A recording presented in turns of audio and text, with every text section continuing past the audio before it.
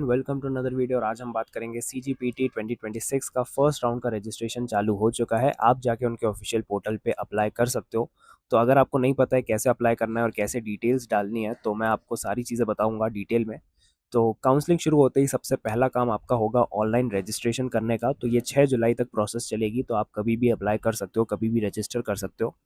तो सबसे पहले आपको ऑफिशियल वेबसाइट पे जाना होगा। तो CGPT का एक काउंसलिंग पोर्टल है जो DT और व्यापम ने बनाया है। तो उधर से आप गूगल सर्च करोगे CGPT पोर्टल तो आपको मिल जाएगा। वहाँ पे आपको न्यू रजिस्ट्रेशन या फिर काउंसलिंग रजिस्ट्रेशन पे क्लिक करना होगा। वहाँ पे एक लिंक होगी, तो उसको आप जब क्लिक करोगे तो उधर बेसिक रजिस्ट्रेशन आपको करना रहेगा, जो कि लॉगिन में काम आएगा आपके। तो वहाँ पे आपको CGPT का रोल नंबर जो भी मिला होगा या एप्लीकेशन नंबर मिला होगा, डेट ऑफ बर्थ आपको डालनी रहेगी, पासवर्ड आपको बनाना रहेगा, और एक स्टेट या डोमिसाइल का ऑप्शन आता है कि अगर आप छत्तीसगढ़ के हो या फिर कोई अदर स्टेट के हो तो वो आपको डालना रहेगा। जैसे ही आप सबमिट करोगे तो आपको एक रजिस्ट्रेशन आईडी और लॉगिन आईडी मिल जाएगी, तो वो सेव करके रख लेना, वो आपके लॉगिन में काम आएगी। फिर जैसे ही आपका लॉगिन हो जाएगा तो पर्सनल डिटेल्स आपको भरनी होंगी। तो जैसे आपका खुद का नाम, फादर मदर नेम, कैटेगरी अगर आप जनरल OBC SC ST के हो, आपका जो भी एड्रेस है, मोबाइल नंबर और ईमेल, तो ये सब ध्यान रखना। जो भी आप डिटेल्स भरोगे वही आपके मेरिट लिस्ट में आएगा। तो मेरिट लिस्ट जब जनरेट होगी तो ये सारी डिटेल्स उसमें शो होगी और आपकी रैंक बनेगी इसी हिसाब से।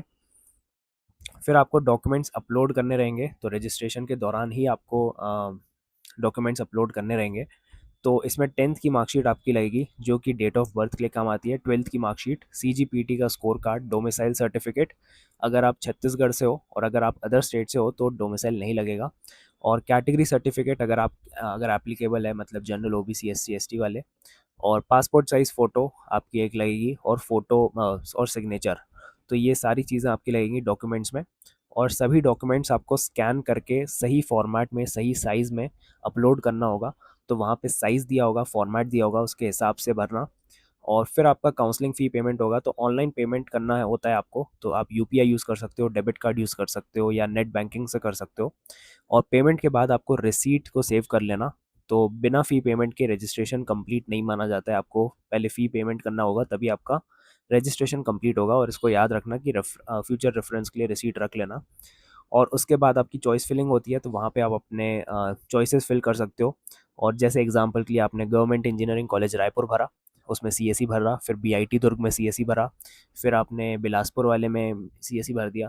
तो ये सारी चीज़ें आपको फिल करनी है, फिर आप लॉक कर देना, तो आपका सारी चीज़ें लॉक हो जाएंगी। एक बार लॉक हो गया तो उसके बाद कुछ भी चेंजेस नहीं होंगे।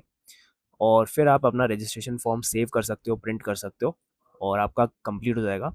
Thank you.